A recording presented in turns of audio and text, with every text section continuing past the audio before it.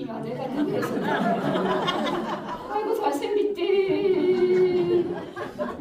이게 무슨 일이고?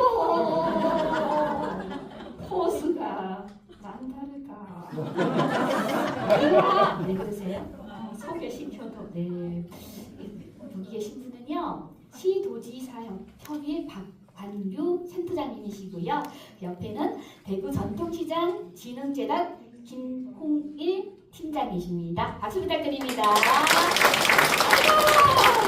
우리나라 시도지사님들의 모인 협의에 연구하시는 분이고 우리 지역의 상권을 연구하시는 아주 유명하신 분들이네. 야야 왜 그러세요? 네 능력도 좋다. 어째 이렇게 대단한 분들을 직접 섭외했노? 섭외는 제가 한 게 아니지만 인사는 제가 받는 걸로 하겠습니다. 네, 오늘 대구 시민들께 유익한 말씀을 전해주시기 위해서 참여해 주셨어요. 또 여사님이랑요, 여기 계시는 분들은요, 처음 뵙는 분들이 계실 거니까요, 두 분 자기소개 멋지게 부탁드립니다. 네, 안녕하십니까.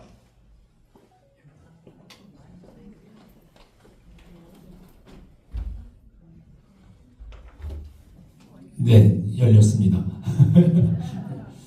하하하고 보다가 너무 웃기고 재밌고 의미가 있어서 되게 기분 좋았고요. 뭐 여러 번 소개받은 시도지사협의회에서 일하고 있는 박관이라고 합니다. 오늘 중구청의 이 지방시대 토크쇼에 같이 할 수 있어서 되게 기쁘고 초대해 주셔서 감사드립니다. 시도지사 전국에 17개 시도가 있는데 그 시도지사님들의 이제 협의기구입니다. 그래서 저희들이 주로 하는 일은 지방분권의 강화를 통해서 진짜 지방자치를 어떻게 실현할 것인가에 대해서 이제 연구를 하고 그 제도를 개선하는 일에 저희들이 일을 하고 있습니다.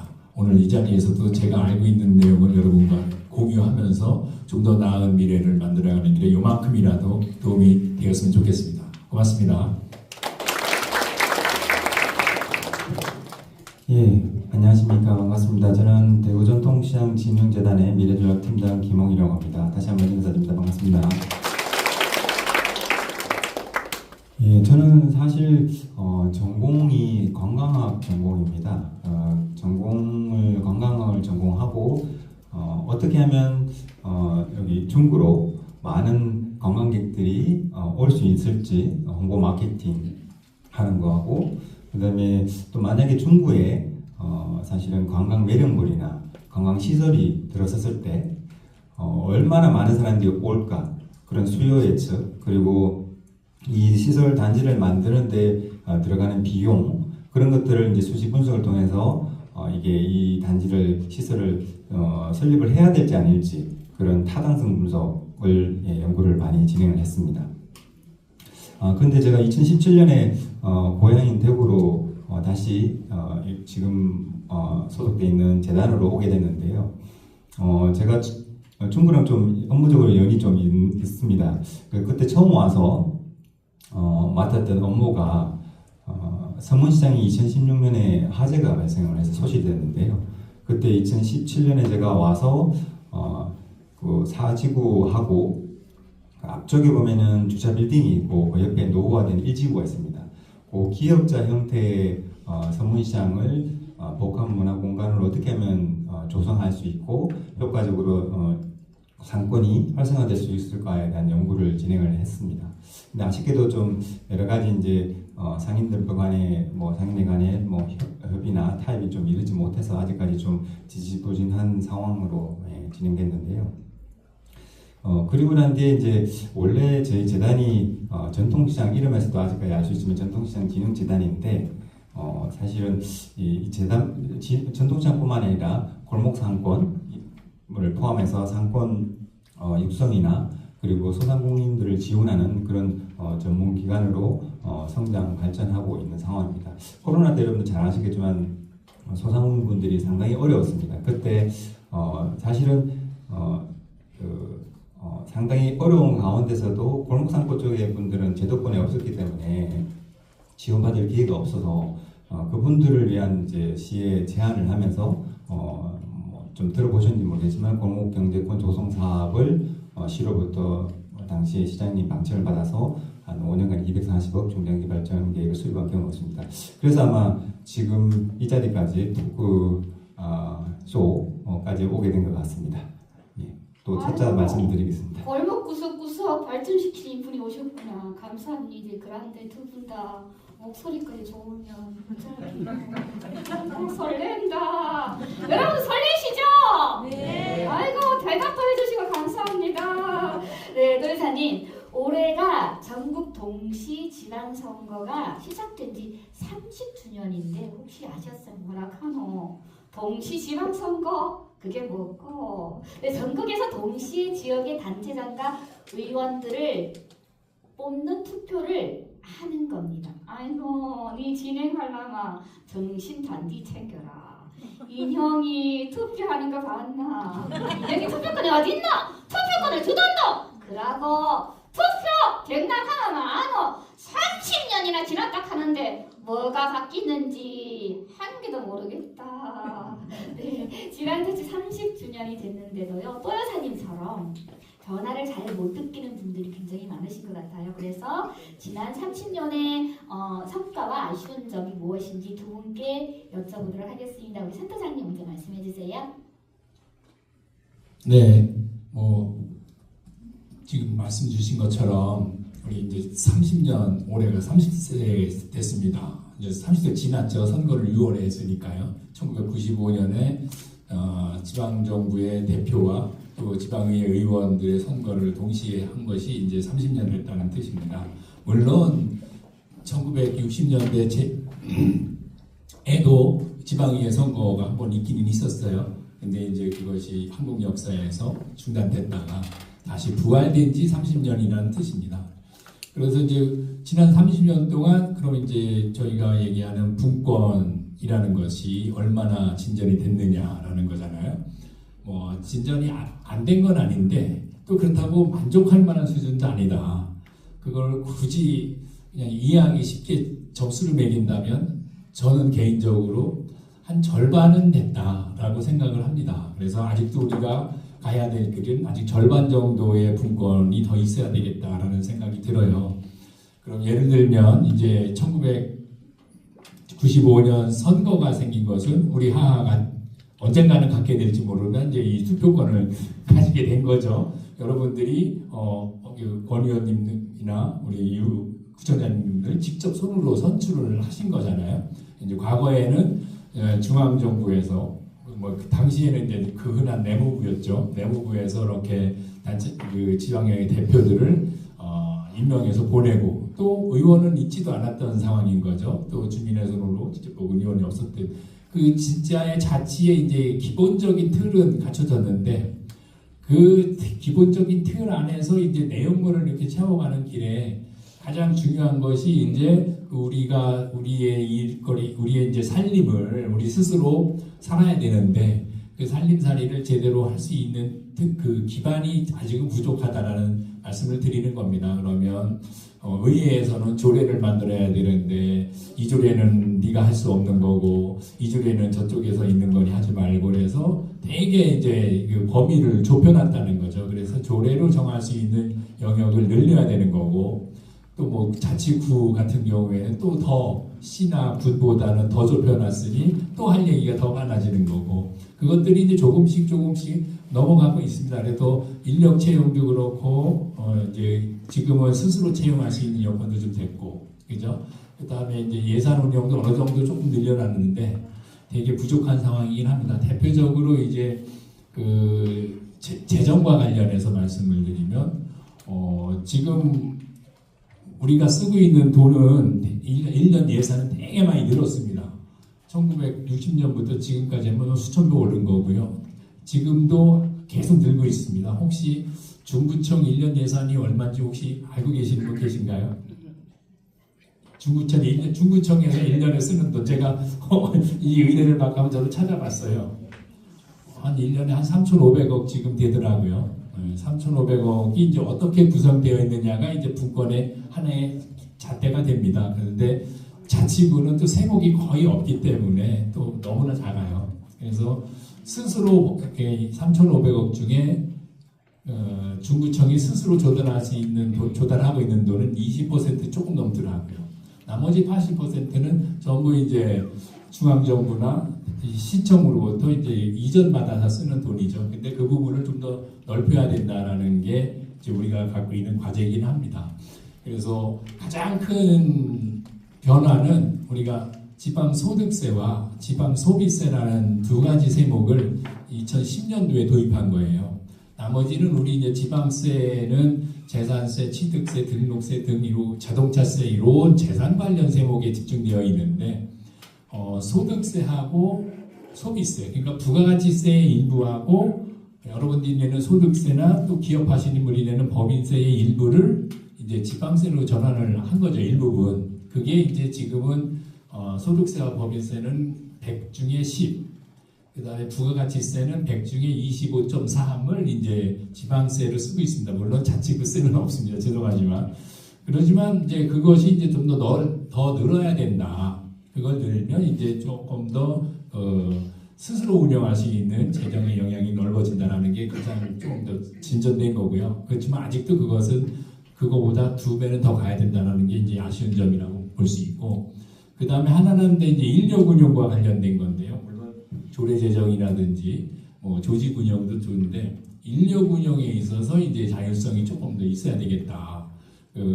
지금은 대부분 이제 중앙부처에서 이렇게 정해놓은 아니면 중앙부처 조직을 따라가는 쪽으로 이제 조직 구성이 되고 인력 배치가 되고 있는데, 그거는 이제 그 지역이 정한 특히 시나 군이나 구는 더한 거죠. 중앙부처하고 1대1 매칭하기 어려운데 그런 부분을 좀 더 그 특성에 맞게 유연하게 움직일 수 있는 그런 재량권, 자치권이 좀 더 강화됐으면 좋겠다라는 겁니다.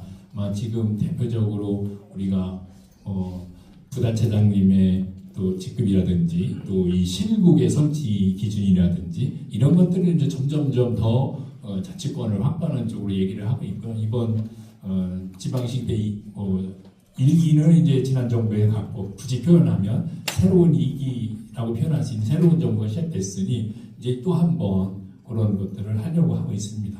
이상 이 정도 말씀드리겠습니다. 네, 마이크 넘깁니다. 예, 센터장님이 어떻게 보면 지방자치제에 대한 30년간의 성과를 이제 거시적인 관점에서 말씀을 해주셨는데, 저는 그쪽 분야에 이제 보다는 저는 이제 지방 본권과 저희 이제 지역 상권에 관련된 이슈를 분야에 좀 포커스를 맞춰서 말씀을 좀 드릴까 합니다. 국가 차원에서 여러 가지 이제 중앙에서 돈을 많이 이제 그 자체 이제 예산 집행을 하다가 분권을 통해서 조금 예산을 이제 지방으로 많이 내리고 있는 추세이기도 합니다. 그렇지만 이제 그 저희 상권 관련돼서는 국가 차원에서 이제 전통시장이라든지 골목 상권에 대한 부분을 정책 대상으로 정책 지원 대상으로 관심을 가진 것이 2004년에 이제 전통시장 특별법이 제정이 되었고, 그리고 3년 전에 2022년에 지역상권법이 이제 제정됨에 따라서 어떻게 보면 이런 전통시장과 주변 상권 그리고 골목 상권을 지원하는 그리고 보호하고 육성하는 그런 제도적 기반 틀이 이제 마련이 됐다고 볼 수 있습니다. 그래서 이런 법적인 테두리 안에 여러 가지 이제 상권 개발이라든지 상권 활성화 구역 지정, 그다음에 상권 활성화 사업, 그리고 또 국토부에서 진행하는 도시재생 사업, 이런 여러 가지 이제 국비 사업들이 있습니다. 진행이 되고 있습니다. 근데 그런 국비 사업들이 이제 그 각 지자체마다 경쟁을 통해서 제안을 하고 직접 기획하고 그 부족한 예산을 어쨌든 충족시키고 충당할 수 있는 어떤 기회가 제공이 되었고요. 그래서 저는 이제 그런 이제 상권 활성화 사업이나 저희 상권을 육성하기 위한 그런 국비 사업에 공모에 신청해서 사업을 이제 기획하고 수주해서 그리고 또 이제 미력하나마 그런 이제 예산을 좀 육성 상권을 활성화시키는 쪽에 제가 좀 기여를 하고 있다고 생각을 하고 있습니다. 그래서 이제 전체적으로 보면은 지자체 내에서도 예산이 이제 자체적으로 시장에 투입되는 이제 예산은 이제 시설 사업 같은 부분은 지자체 직접 집행이 되고 있는데, 전통시장에는 대표적으로 여러 가지 시설 현대화, 그러니까 주차장이라든지 아케이드나 이런 것들 통해서 사실은 좀 시장의 환경을 개선하고 있는 집행하고 있는 그런 사업들이 되겠고요. 그 이외에도 보면은 그런 여러 가지 환경 개선을 위해서 공공 디자인이라든지 아니면 이제 요즘 좀 중기부에서 뜨고 있는 사업들이나 정책 기조 중에 하나가 로컬 브랜딩이라는 키워드가 있습니다. 그런 이제 로컬의 지역의 특색을 반영한 브랜딩을 재편함으로써 좀 지역 색깔을 공고히 하면서 다른 지자체와 차별화시키는 그런 어떤 형태의 정책 사업들이 많이 진행되고 있는 상황입니다. 그래서 어떻게 보면 아까 반 정도 성공했다고 말씀을 하셨지만 저도 이제 그게 좀 동의하면서 앞으로 이런 그 사업들이 아직까지도 여전히 지원 사업들이 중앙에서 내려서 컨트롤 타워 역할을 하면서 진행되는 것들이 많은데 물론 컨트롤 타워가 있어야 된다는 건 저도 동의를 하지만 좀 지역의 특색이나 이런 것들을 잘 살릴 수 있는 그런 사업을 지역 맞춤형 사업들이 진행될 수 있도록 좀 거기에 지역의 맞춤형 거버넌스나 이런 것들을 육성하고 지원 체계를 구축하는 것도 상당히 저는 중요하다고 생각합니다.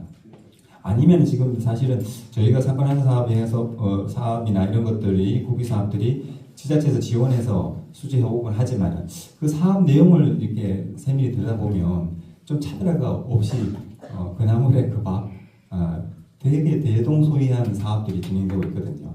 그렇게 되면은 아무래도 이 차별화나 원래 취지처럼 좀 가기에는 좀 한계가 있지 않나라는 생각이 좀 들고요. 그리고 이제 저희가 이 사업에서 현장에서 사업을 진행하다 보면 가장 많이 피부로 와닿는 부분이 이겁니다. 이런 정책 사업들이 잘 이제 어떻게 보면은 지원이 되고 어떻게 변화가 있을만 할 때쯤 사업이 종료가 됩니다. 그럼 사업이 종료되면은 그 뒤에 사실은 사후 관리가 안 되는 거예요. 그게 왜 그러냐면 이제 사후 관리가 안 되는 이유가 추진 이후에는 실질적인 운영하는 주체나 관리 주체가 없기 때문입니다. 그리고 또 지자체에서는 어떻게 보면 제한된 예산이기 때문에 거기에만 집중적으로 또 다시 투입할 수 있는 때는 한계가 있기 마련입니다. 그래서 그러한 부분을 중앙에서 좀 더 캐치를 하고 사후 관리를 할 수 있는 방안을 좀 마련해 주면 좋겠다라는 부분이고 이제 그런 부분이 사실은 이슈화되고 하니까 중앙에도 그런 관리에 관한 후속 사업들이 조금씩 생겨나고 있는 상황입니다. 그래서 여러 가지 이제 지방화 시대에 여러 가지 또 이제 대기업이나 이런 대형 유통업체 같은 경우에는 코로나 팬데믹을 겪었을 때 사실 신속하게 대응할 수 있는 부분이 있는데 이제 그런 체제가 좀 있으면은 아무래도 지방에서도 그런 것들을 신속하게 좀 적지적소에 좀 반응하고 대응할 수 있는 체계가 좀 더 효율적으로 작동하지 않을까라는 생각을 해봤습니다. 예. 아이고 박수 쳐주있어. 천천히 스며들듯이 변화했네요. 아주 핵심적인 문제를 꺼집어 주셨고요. 그래도 반이나 성공했답니다. 반은 더 빨리 갈 수 있습니다. 그런데 어디서 들었는데 요즘 지역에서 세금 걷어가지고 공무원 월급도 못 준다 하던데 우리나라가 세계 10대 경제 강국인데 그런 카드라 통신이 있더라고요. 가짜 뉴스가 참말로 문제다. 회사님. 정말로 기초 단체들은 지방세를 걷어서는요 공무원 월급도 못 주는 곳이 많다고 합니다. 아이고 진짜가 가짜 뉴스 아이가? 근데 어제부터 우리 동네 멀쩡한 보도블록 뒤집고 있던데 그거는 무슨 돈으로 하노? 회사님 사실 중구도 그렇고요 대구도 그렇고 자치 단체들은요 재정이 부족해서 중앙정부 보조가 없이는 주민들을 위한 사업 하나 하기가 정말 힘들다고 합니다. 그래서 국세와 지방세 비율을 6대4까지 늘려달라고 지금 요구를 하고 있다고 합니다. 델라 센터장님 우리나라가 내년 예산이 700조가 넘는다 하던데 우리 지역이 이래 쪼그라 들어가 되겠습니까? 해결책 부탁합니다. 네, 중앙정부 예산이 700조 넘고요, 그죠? 지방정부 전국에 이제 17개 시도와 226개 시군구 합쳐서 이제 243개의 지방정부가 있다고 저희들은 알고 있잖아요. 그 지방정부가 실제 쓰는 돈은 이제 결국 지출인 거죠. 세출은 600조 원 가까이 될 겁니다. 그러니까 지방정부가 1년 예산을 한 300조 원 세우고 중앙정부가 700조 원 세워서 전체 대한민국에 한 1000조쯤 세워요. 근데 이제 그건 예산이고, 그럼 이제 세입은 1000조고, 세출은 이제 그 1000조가 지방에서 이제 한 550조 원을 쓰고, 중앙정부에서 이제 한 450조 정도 쓴다고 보시면 돼요. 그러면 이제 어떻게 되는 겁니까? 300조 원 갖고 있다가 350조 원 정도를 이제 중앙에서 이렇게 받아 쓰게 되는 거죠. 이전 재원이라고 우리가 표현하는.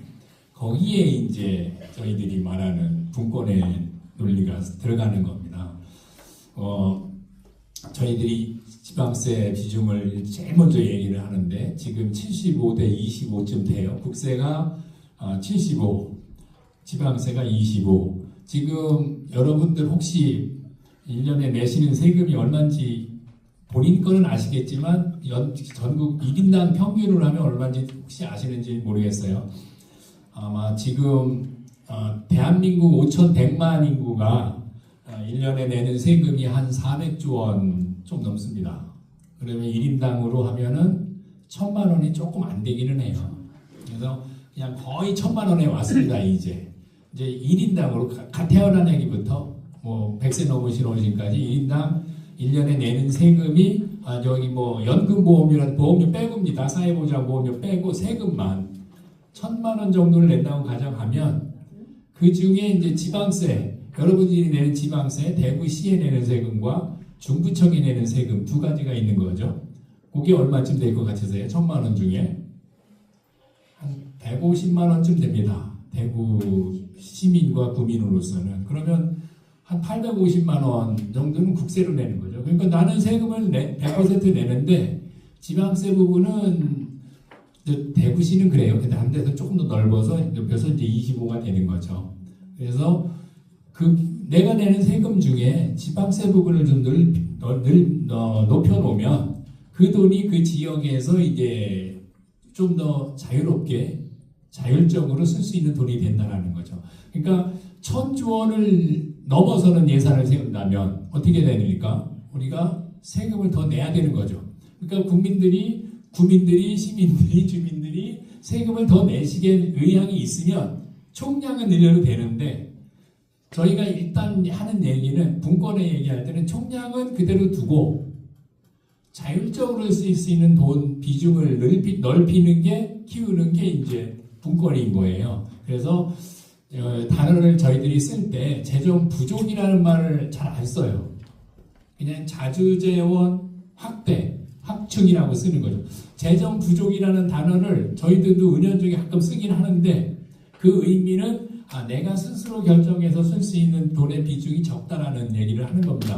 그러니까 이제 가장 어려운 부분이 중앙정부에는 이제 기획재정부가 가서 우리가 이제 국세 비중을 지방세 비중으로 옮기자, 그러니까 재정을 이양하자라고 하면 어디에 쓸 돈이 부족해서라고 물어요. 그러니까 아니 어디에 쓸 돈이 부족한 게 아니라 지금 상태 초기 결국 쓰는 돈은 같하더라도 내가 결정해서 쓸 수 있는 돈을 늘려달라는 얘기를 하는 겁니다. 그래서 계속 재정분권은 그런 의미를 1차적으로 이해해 주시면 좋겠고, 물론 총량은 늘었으면 좋은데 총량이 는다는 얘기는 국민의 부담이 늘고 그에 따라서 또 사업이 많아지는 거는 그건 이제 주민들의 선택의 문제로 맡겨두면 좋겠다라는 겁니다. 그래서 이제 재정분권이 지금 계속 우리 안 좋아진 이유는 1,000조까지 오는 동안에 국세가 계속 물론 지방세도 늘었어요. 근데 그 늘어나는 규모는 국세가 훨씬 더 많아요. 그래서 지금 단적인 예로 1년에 국비사업, 우리 아까 팀장님 말씀하시는 국비사업, 수많은 국비사업을 하는 것이 국고보조금이잖아요. 그 국고보조금이 거의 100조 원까지 왔습니다. 우리 지방정부에 가는 국고보조금이 민간으로 가는 거 빼고입니다. 그게 90조 원, 100조 원까지 왔어요. 그 사이에 지방세는 한 20조 원 정도 늘었어요.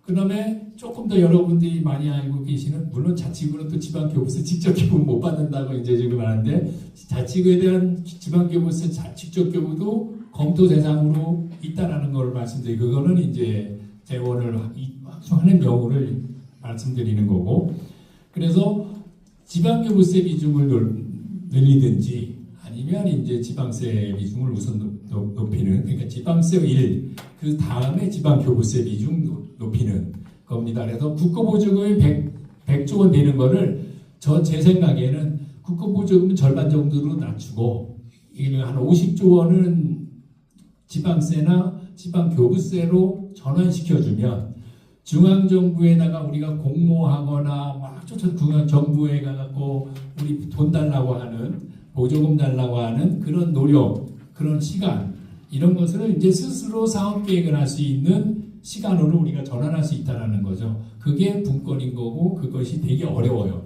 왜 어렵냐? 아까 말씀드린 중앙부처에서는 지방을 아직은 못 믿겠다라는 거죠. 지방정부들에 대한 일종의 불신이 아직도 남아 있습니다. 그래서 스스로 우리는 이거를 계속 증명해 나가야 되는 상황도 있고요. 그 다음에 이제 어떻게 하면 될까라는 걸 때, 결국은 여기는 스스로 잘하고 있는 걸 증명해 주는 것도 좋은데 정치가 개입되거든요.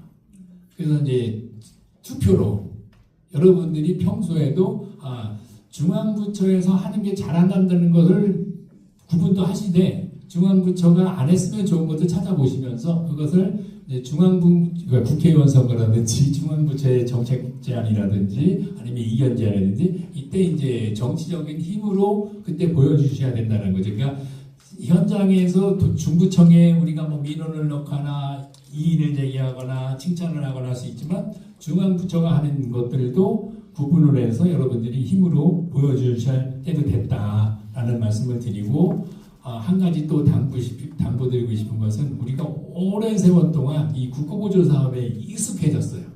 그게 오히려 조직인으로서 사람으로서는 편할 때가 있어요. 이게 시키는 일을 하다 보면 그 시키는 일만 잘하면 되는, 거기에 이제 좀 익숙해지는 그런 관성이나 문화가 있는데, 이제 우리 중구청의 부청장들 비롯한 공무원 600여 명이 넘는 공무원분들, 그 다음에 여기 주민자치위원회 위원님들, 그분들이 이제 스스로 우리 동네에서는 이걸 내가 사업을 개발을 하고 추진을 하는 그런 것들을 이제 스스로 조금씩 더 많이 보여주셔야 그게 이제 분권이 좀 더 강화되는 촉매가 힘이 된다.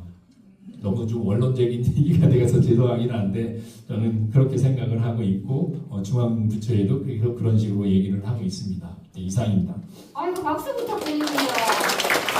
전문가일세 핵심 키워드는 국민 참여입니다. 나는요 듣도 보도 못했는 고급 정보를 대방출해 주셨어요. 아이고, 참말로 알아듣기 쉽게 말씀 잘하시네. 네, 귀에 쏙쏙 들었다는 얘기죠. 귀에 쏙쏙 꽂히 있다. 근데 천조 넘어가는 걸 반대일세. 잠깐만요. 자 그러면요, 다음 질문을 한번 해보도록 하겠습니다. 근데 고민 있다. 무슨 고민인가 하면 우리 손주가 내년에 서울로 대학을 간답니다. 예쁜 내 새끼 명절 때나 보려고 생각하면 내 섭섭해가 잠이 안 온다. 네, 요즘 학교나 일자리를 찾아서 서울 수도권으로 떠나는 청년들이 늘어서 정말 고민이긴 합니다. 아이고, 일하다가 청년들이 다 떠나고 대구는 나처럼 늙은이들만 남으면 늙은이들끼리 모여가고 얽히고 뭔가 대책을 세워야 된대. 구청장님처럼 절대 있어가면 안 된다. 서울로 학교 가지 말고 대구에 좋은 학교 많다. 못을 땅땅 잡든지 무슨 좋은 방법이 있는지 우리 팀장님, 인구 유출이 지역 상권에 미치는 영향에 대해서 이념도 알아듣기 쉽게 설명해 주세요. 예.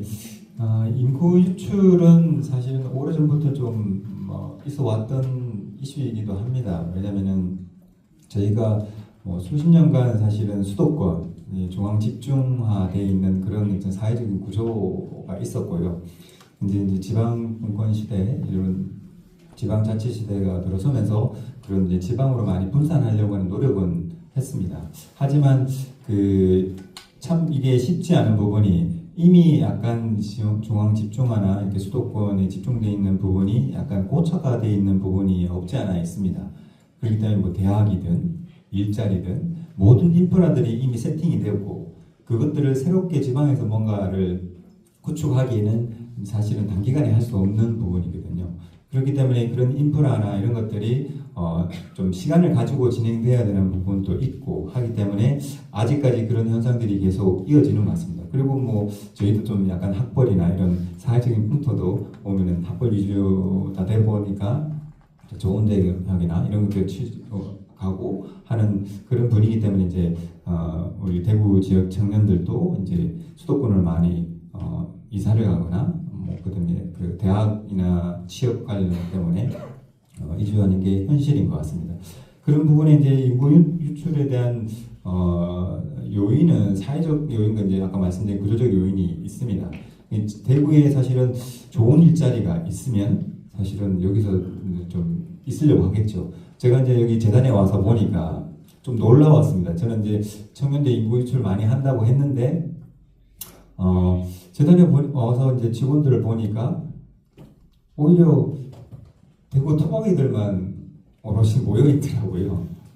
저도 이제 대구 그러니까 고향이고 출신이긴 하지만은 저는 이제 대학이면 뭐 이제 취업이나 이런 것들 때문에 좀 올라갔다가 다시 이제 귀향한 케이스긴 하지만 그래서 어떻게 보면 약간 보수적인 어떤 성향도 그런 부분에 한 몫을 하는 부분도 있고 기왕이면 여기에 뭔가를 내가 누릴 수 있는 그리고 내가 잡을 수 있는 좋은 직장이 있고 생활 여건이나 거주 환경이나 문화를 확립할 수 있거나 이런 것들이 다 갖춰 있으면은 굳이 떠날 이유는 없을 거라는 생각도 듭니다. 그래서 이게 인구 유출이라는 어떤 사회적인 어떤 원인이 사실 다양하게 있고 그리고 그 부분에 있어서 또 인구 유출에 대한 이제 대응 방안으로서 우리가 고민해야 될 게 그냥 단순히 직장, 뭐 대학 이게 아니라 이제 종합적으로 저희가 고민을 해봐야 되는 이슈이기도 한 것 같아요. 그래서 아까 말씀드렸지만 뭐 문화적인 향유나 여러 가지 주거 환경이나 여러 가지 어떤 복지 상황이나 이런 것들이 종합적으로 좀 고려해야 되는 부분이지 않을까 생각합니다. 그래서 이제 그런 이슈에 대한 부분은 좀 사회학자분한테 좀 맡겨놓고 저는 이제 어떻게 보면 이제 인구 유출이 지역 상권에 어떤 영향을 미치냐 여러분도 뭐 예상하실 겁니다. 당연히 어떤 저희가 제품을 구매하려고 하면 수요자분이 그것을 수요자들이 있어야지 그게 판매가 되지 않습니까? 그런데 그런 수요자 사실 인구가 줄면은 당연히 매출 감소로 직결될 수밖에 없습니다. 그런 악영향이 있고요.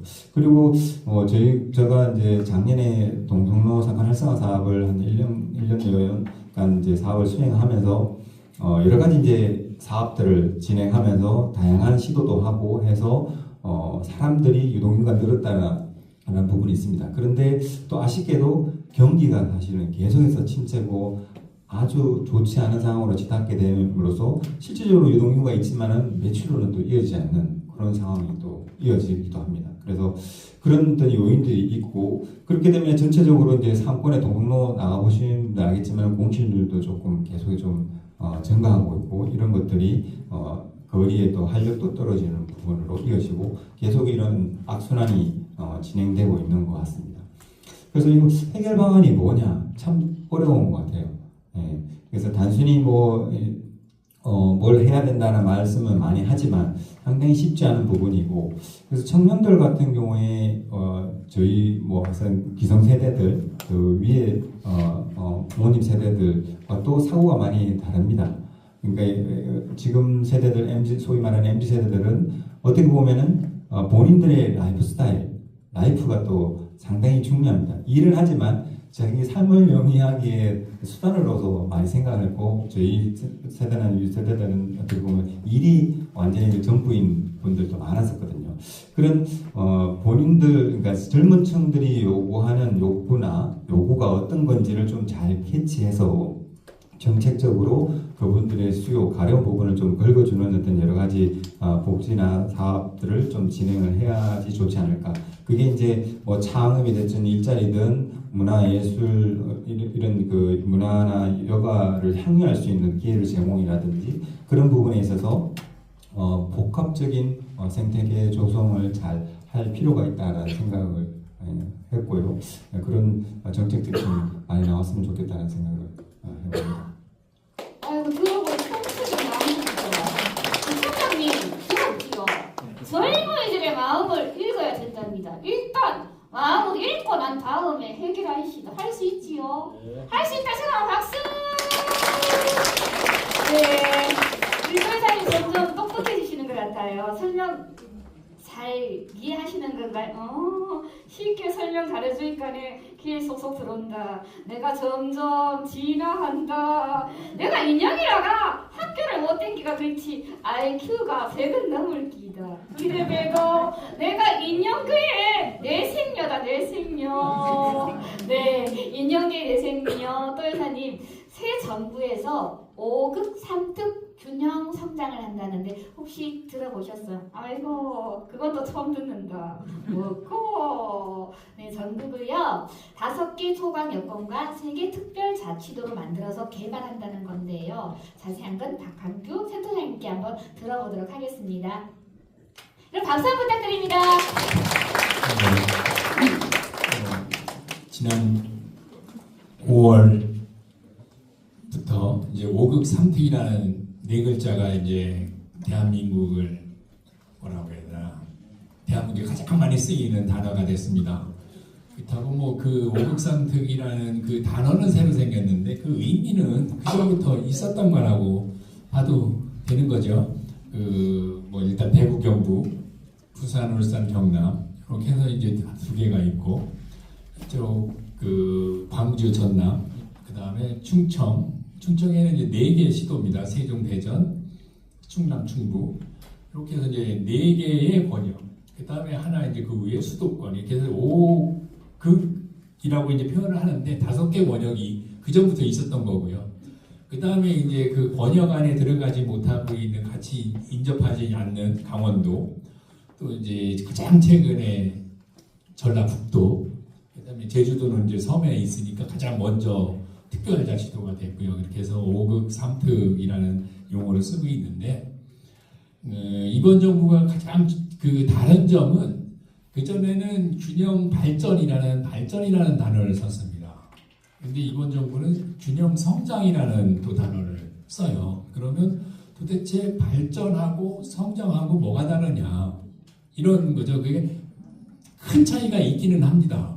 이제 발전이라는 얘기는 가장 중요한 건 그 양적인 성장은 됐다, 양적인 진화는 됐다. 그러면 이제 좀 골고루 나누자라는 의미가 이제 발전에 있다고 보면 성장은 아니다. 아직은 우리는 파이가 우리 필조면 이제 계속 더 커져야 된다라는 의미가 있고 더 커져야 되면서도 이제 골고루 잘 살아야 된다라는 의미가 이제 거기에 중의적으로 들어 있기는 합니다. 그렇다고 옛날 우리 60년대, 70년대 개발이 우선이다라고 했던 시대의 정책 기조하고는 좀 다른 거거든요.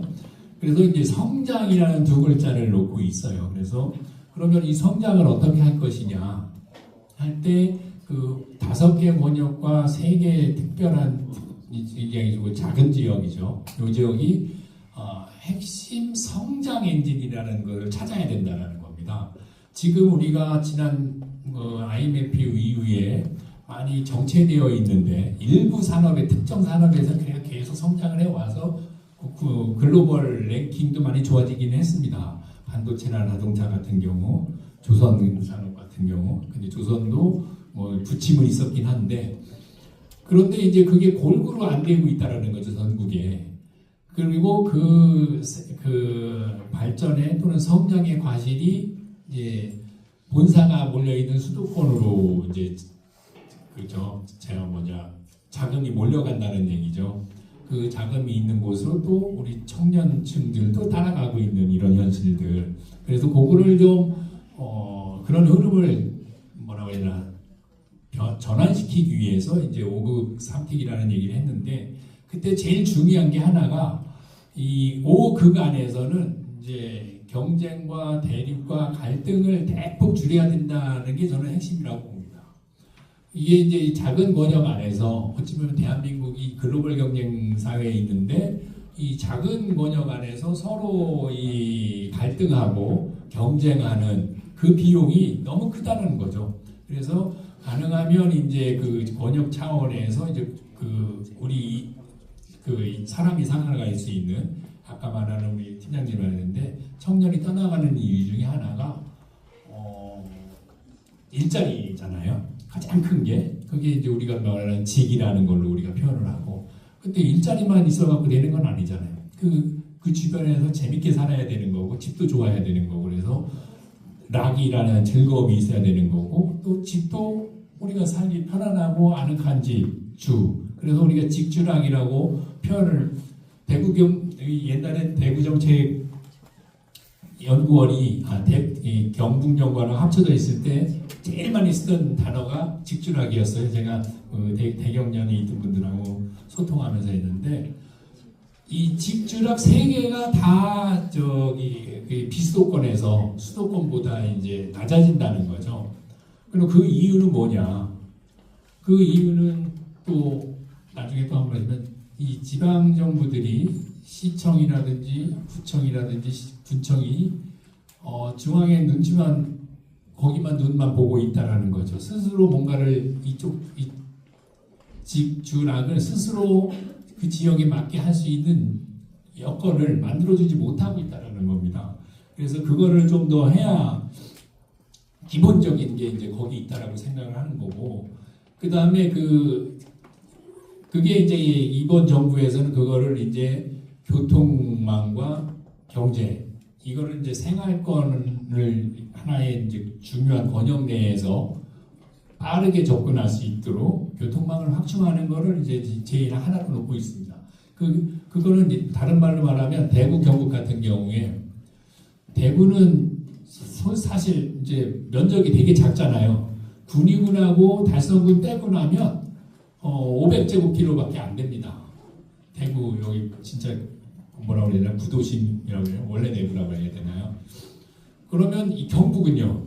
그거에 거의 10배 되죠. 면적은 10배가 넘는 걸로 알고 있습니다. 경북 면적은 그러니까 강원도 저쪽부터 밑쪽까지 보면 이 대경권을 아우르기 위해서는 대구도 혼자 살기 힘들고 경북도 혼자 살기 힘들게 합니다. 직주락 그 중에 제일 중요한 게 뭐냐? 저는 인력 양성인 고등교육, 그 다음에 사람들의 건강을 책임지는 의료, 병원 시스템이겠죠.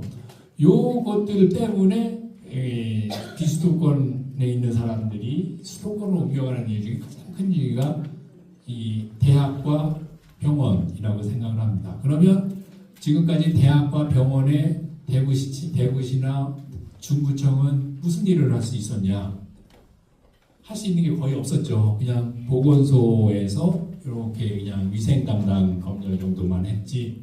이걸 뭐 의사 인력을 양성하든지 병원에 뭔가 투자를 한다든지 뭐 이런 일이 별로 없었습니다. 근데 지금부터는 대학에 있는 지역에 있는 고등교육기관에 대한 참여, 그 다음에 의료기관에 대한 참여, 그러니까 의료정책과 고등교육정책의 시도와 시군구가 그 지역에 맞는 수준에서 참여할 수 있는 쪽으로 가야 그게 이제 5급 선택에서 인재 양성을 할 수 있다는 얘기고요.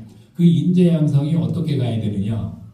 대구 같은 경우는 5대 신산업을 정해놓고 있더라고요. 뭐 휴머노이드, 뭐 반도체, 뭐 바이오, 뭐 디지털 기기, 막 이런 것들을 정해놓고 있는데 그 분야의 인력을 과연 경북대나 영남대나 대구대나 미안합니다. 이름 거명 안 돼. 학교가 있으면 죄송한데 이 대학들이 충분하게 인력을 양성해놓고 지역에서 정주할 수 있게 하고 있느냐? 아직은 아니라는 거죠. 오히려 그 상황이 더 나빠지고 있다는 얘기죠. 그러면 이거를 반전시키기 위해서는 거기에 그러니까 이거는 여러분들이 여기 앉아 계시는 분들한테 피부로 와닿지 않을 수도 있어요. 고등교육 내가 대학에는 시에서 구청에서 대학에 지원을 해준다 그러면 우리 일반사회 복진이 보도블록 교체하는 거니 이거와 밀접하게 관련이 안 될 수 있지만 긴 시각으로 보면 지역에 있는 대학이 제대로 성장할 수 있도록 주민들이 관심을 가져주고 지원을 해야 된다. 그리고 대학은 그걸 간섭으로 생각하지 말고 지역에서 같이 뜻을 모아서 해야 된다라는 거죠. 그게 가장 중요한 그 5극3트 발전의 내용이고, 그 대구시는 중앙부처가 그런 정책적인 특성을 갖고 있다고 생각을 하면서 뭐 5대 신산업에 맞는 그 전략을 중앙부처에 얘기를 해서 아까 말씀드린 지방세 재원 같은 경우는 뭐 지방세나 교부세로 자주재원으로 확충을 하고, 또 필요하면 이제 남아있는 국고보조 사업도 많이 유치를 해야 되는 거죠. 지난 정부에서 주장했던 기회발전 특구 대구도 지정을 해놨고 경북도 지정해놨고요. 그래서 이번 정부는 또 이제 다른 내용들을 갖고 나올 겁니다. 아직 구체적으로 아직 안 보여주고 있습니다. 기회발전 특구는 아직 살아있고 있는데 그걸 어떻게 전환시킬지 모르고, 또 고등교육에 대한 라이즈도 아직 연장시켜서 갈 건데 약간 내용은 바꿔서 갈 것 같고요. 그다음에 글로컬 대학 30도 뭔가 큰 전환이 있을 것처럼 얘기를 하고 있습니다. 거기에 대해서 대구시도 여기 대구의 구군도 그런 데 관심을 가지고 같이 뜻을 모아야, 우리 동네에서 예를 들면 5대 신산업을 성장 엔진으로 잡을 거라면 우리는 이러한 걸로 가야 된다. 근데 그때 중구청은 5대 신산업에 밀접하게 수혜 지역이 아닐 수가 있습니다. 제가 보니까 중구청은 이렇게 딱 그 시내 한중간에 7제곱킬로미터쯤 되더라고요. 그 다음에 가장 중요한 게 동성로와 좀 뭐죠? 서문시장이 있고, 대부분이 요 이제 그 상권 중심으로 되어 있단 말입니다.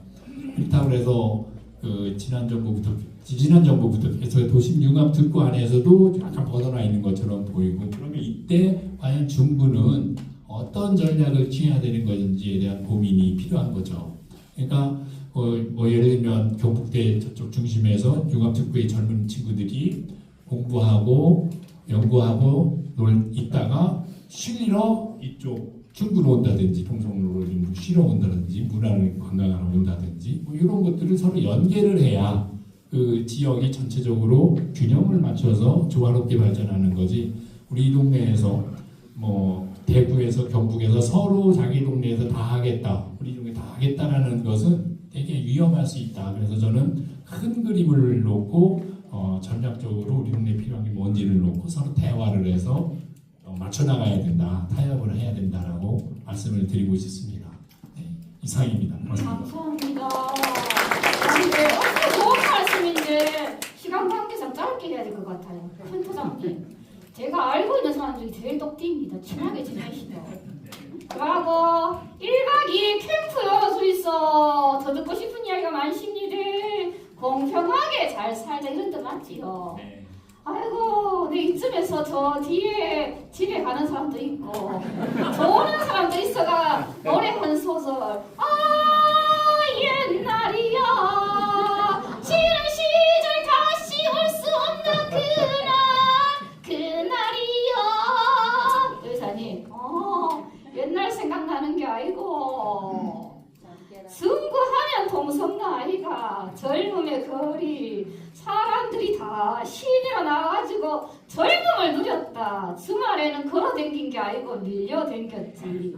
어디를 가나 사람들이 바글바글 시끌벅적 하하호호 사람 구경하는 재미가 솔솔했는데 며칠 전에 시내 나가보고 내 진짜 깜짝 놀랬다. 문을 많이 닫았더라. 문을 닫더라. 아이고 우리 팀장님 걱정이 많으시겠습니다. 여기에 대해서 한마디 해주이소. 예, 작년에 제가 이제 그 동성로 중기부의 상권 활성화 사업에 이제 선정이 되고, 이제 작년부터 동성로를 이제 좀 예전에 동성로 활성화될 수 있게 이제 여러 가지 사업들 노력들을 해왔었는데, 일단 그 결론부터 말씀드리면 과거만큼의 그 상권의 활성화는 바라기 좀 힘들 겁니다. 하지만 우리가 가능한 형태의 사실 활성화는 뭐 여러분들이 거기 상인분이나 여기 중구청의 구청장님 열심히 노력하고 계시지만 그 이제 노력에 따라서 조금 달라지고 변화는 올 수 있지 않을까 생각이 듭니다. 그 쇠락의 원인은 뭐 다양하게 있을 겁니다. 다양하게 있을 텐데 이제 우선적으로 뭐 전반적으로 경기 침체, 또 최근에는 2020년대에 코로나 영향으로 해서 또 나오지 않고 사람들이 그러다 보니까 그냥 온라인에서 그냥 클릭으로 다 또 소비를 하는 그런 이제 전체적인 어떤 소비 문화나 소비 구조도 또 변화도 큰 몫을 했습니다. 그리고 과거에는 동성로 다 여기 계신 분들 뭐 다 느끼고 계시면 아까 말씀한 것처럼 그냥 가만히 있으면 그냥 앞으로 갑니다. 그 정도로 밀려다닐 정도로 국민 지역이었고 그때만 해도 어디 약속 잡으면 대백 앞에서 보자. 이게 그냥 국룰처럼 그렇게 이제 약속 장소였었는데요. 그 당시만 해도 이제 그 상권이라는 것이 중앙 집중돼 있습니다. 한 곳, 대구하면 동성로, 다른 상권이 거의 뭐 없었습니다. 예, 그런 이제 중앙 상권 어떤 형태의 시대였었고 지금은 사실은 이런 중심 상권이 상당히 많이 분산되어 있는 어떻게 보면 사회적인 흐름이라고 보시면 될 것 같습니다. 왜냐하면은 그 여러 가지 이제 젊은 세대 MZ들이 어떻게 보면은 요구 사항이 다양해졌습니다. 그러다 보니까 저희 때처럼 뭐 동성로 그때는 당시만 해도 동성로는 모든 쇼핑, 문화, 뭐 모든 유형 모든 것들이 한 곳에 집중되어 있었지만 여러 가지 이제 기능이나 특화된 것들이 많이 분산되어 있었습니다. 그 최근에 예를 들어 보면은 이제 이런 상권이 동성로가 많이 죽었던 이유가 동대구역에 보면은 신세계 백화점이 들어왔습니다. 그죠? 그리고 이제 접근성이 대구역보다 동대구역이 훨씬 좋아졌죠. 거기에 KTX 정거장이 있고, 그 다음에 또 복합 환승센터도 있고, 예, 그런 또 신세계 백화점은 건물 백화점이 들어와 있기 때문에 이제 다른 백화점이나 이런 유통업체들이 이제 밀리는 현상이 생긴 거죠. 그러면서 신세계 백화점이 들어오자마자 그의 매출 백화점 1위를 찍었습니다. 네, 그만큼 이 상권이 그쪽으로 이제 이동을 한 거죠. 그런 환경적인 부분은 저희가 어떻게 할 수가 없는 부분입니다.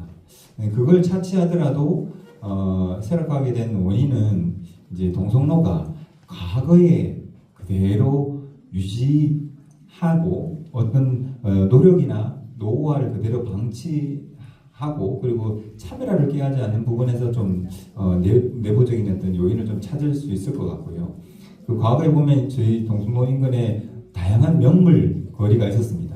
잘 아시는 수제화거리, 공구골목, 약정골목 정말 많았습니다. 무슨 특화된 골목 하면은 거의 동성로쯤에 다 모여 있었거든요.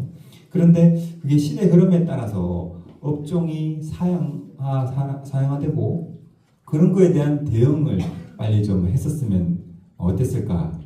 그게 좀 아쉬운 부분이고 그게 어떻게 보면 또 하나의 어떻게 보면 쇠락하게 되는 원인이 아닐까 생각되고요. 아까 재차 계속 말씀을 드리는 부분이지만은 또 환경적으로 감염병이라는 또 코로나19라는 그 감염병이 또 팬데믹 현상으로 몰고 오면서 저희가 이제 사실은 밖에 안 나가고 오프라인에서 온라인으로 이렇게 소비하는 것들이 바뀌면서 동성로 하면은 나와서 보고 즐기고 쇼핑하고 이렇게 이어지는데 그게 사실은 매출로 이어지지 않다 보니 그런 쇠락의 길을 좀 많이 접어들었던 것 같습니다.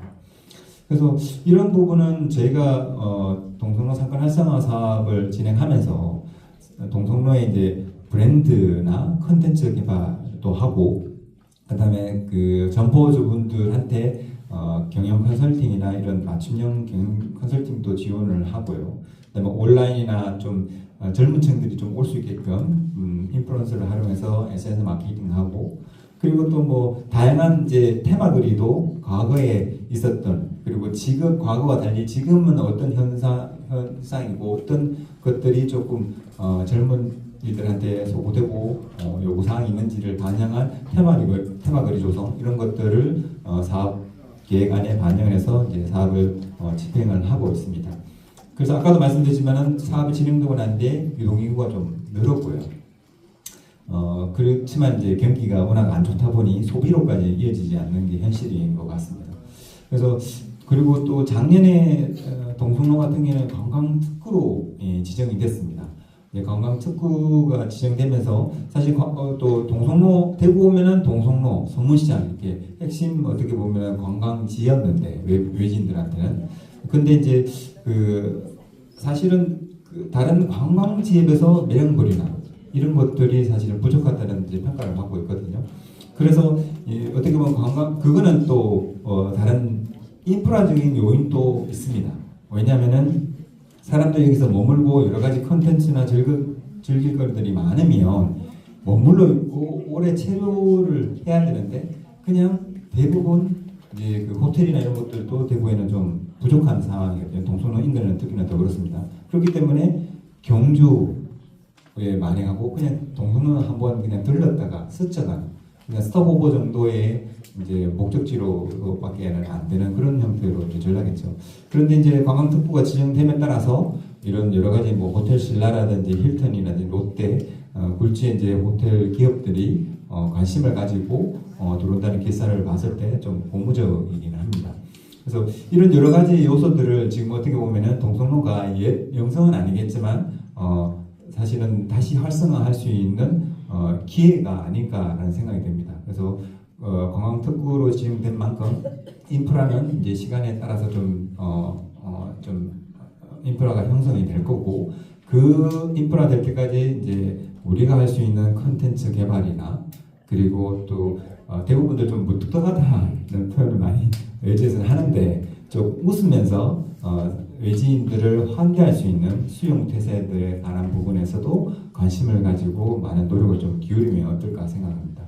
그리고 또 한 가지 저는 이제 이 상권을 이제 다시 활성화시키는 데는 저희 같은 이제 지원 조직이나 이런 노력도 중요하지만 여기 계시는 주민분들의 관심 그리고 소비를 지역 내 소비 이런 부분에 있어서 적극적으로 좀 협조를 하고 동참을 해주셔야지 어떻게 보면 또 회복하고 다시 부활하는데 좀 빠른 속도나 가속도를 붙일 수 있지 않을까라는 생각을 해봤습니다. 그리고 상인분들도 아까 말씀드렸지만은 업종에 대한 변화, 트렌드나 이런 데 좀 민감하게 생각을 하시고 학습하고 노력하고 역량 강화를 하는데 노력을 아끼지 않으셔야 될 것 같다는 생각이 듭니다. 아이고 감사합니다. 네, 감사합니다. 그런데 마지막 질문 드리겠습니다. 나는 진짜로 반대인데 신공항 만든다 해샀는데 돈 많이 든다 하대. 마지막으로 우리 센터장님과 팀장님의 이야기 들을 텐데요. 신공항 문제와 마지막 중고분들에게 하고 싶은 말, 당하고 싶은 말 이어서 시간은 딱 3분 드립니다. 3분 넘어가면 마이크 끄세요. 부탁드립니다. 네, 알겠습니다. 저희들이 많이 길었고요. 뭐 대구 경북 신공항 이제 500만 인구를 갖고 있는 동네에 공항이 지금 그 시내에 있는 더군다나 군공항과 같이 있다는 건 되게 부족한 상황이라고 저도 이해를 합니다. 그래서 또 한번 찾아봤더니 대구 경북에서 화물 수출량이 한 500억 불 되더라고요. 그게 이제 어디로 가겠습니까? 인천공항으로 가고 부산항으로 간다는 거죠. 그래서 대구 경북에서 만들어낸 제품이 해외로 수출될 때 대구공항 또는 경북에 있는 항구를 활용을 하면 지역에 분명히 도움이 된다는 거죠. 네, 그런 이유로 이제 공항이 필요하다는 거고 화물 차원에서 그 다음에 이제 사람이 타는 여객도 마찬가지죠. 여러분들이 아마 해외를 나가시는 분들 되게 많으실 텐데 500만의 여기 대구 경북 주민이 1%만 해외를 1년에 나가시더라도 그렇죠? 50만 명 정도 10%면 50만 명 1% 5만 명인데 5만 명이면 꽤 많은 인구거든요. 그래서 이제 1% 너무 작아요. 그죠? 한 10% 인구가 1년에 해외여행 한 번씩은 해야 되는 거죠. 50만 명이 나가면 비행기가 300명짜리 비행기라고 하면 몇 대 되겠습니까? 수백 대 되는 거죠. 그래서 이 대구공항이 된다라는 가정이 되는 거고 또 중국, 일본, 미국, 유럽에서 이 대구 경북의 관광을 위해서 이제 대구공항을 활용을 하면 분명히 이제 지역에 숙박을 하고 머무는 관광을 해야 되는 거죠. 아마 그 관광 콘텐츠는 이제 또 만들어내야 되는 거고 그런 차원에서 저는 신공항은 필요하고 그 다음에 이제 이 지금 있는 공항 대구공항이 이전하고 남은 땅 그게 이제 미래 산업으로 쓰여야 된다는 겁니다. 대구 같은 경우는 특히 이제 이 산업단지 과거형의 산업단지는 이제 거의 없는 거고 불가능한 상황이 됐죠. 이제 뭐 AI 시대가 오면서 사람이 없는 공장이 이제 계속 나타나고 있어요. 그러면 거기도 특별하게 이제 첨단 산업에 좀 부지가 꽤 크니 그쪽을 활용할 수 있는 그게 성장의 하나의 엔진이 될 수 있다. 저는 이렇게 생각을 해서 서로 불편한 점이 있을 수 있겠지만 이거는 그 미래를 보고 추진하는 게 좋겠다. 물론 재정적인 어려움 분명히 겪어야 되는 거라고 생각을 합니다. 네, 그렇지만 필요성은 충분히 있다고 생각을 합니다. 네, 이상 말씀드리겠습니다. 박수. 한 말씀 하세요. 예, 뭐 시간이 없다고 하니까 저는 뭐 간단하게 그 신공항은 왜 필요하냐면 대구가 어떻게 보면은 외지에서 외국에서 들어오는데 접근성이 상당히 취약한 곳이기도 합니다. 그래서 이제 제가 관광전공자이긴 하지만 이제 어떻게 보면은 접근성이 용이해야지 사람들이 올 수 있는 거죠. 그래야지 저희가 동성로가 내수뿐만 아니라 외지인들이 많이 올 수 있는 공간으로 또 거듭나야지만이 사실은 상권이 또 부활될 수 있다고 봅니다. 예, 짧게 이렇게 말씀드리겠습니다. 감사합니다. 제가요 오늘 5번째인데 오늘이 책으로 좋았습니다. 중국 오빠 같다. 이 좋으신 패널들을 모시다니. 아이고 김종찬 주무관님은 중국을 제일 사랑하는갑다. 네 감사합니다. 네, 두 분 정말 좋은 말씀 진심으로 감사를 드립니다. 다시 한번 따뜻한 감사의 말씀 부탁드립니다. 네, 감사합니다. 혹시 질문 있으시면 네, 없으십니다. 아주 큰 소리로 없으십니다. 네, 감사합니다. 오늘 저 좋은 말씀 해주신 두 분 패널분께 뜨거운 박수 부탁드리고요. 네, 우리 어머니 모아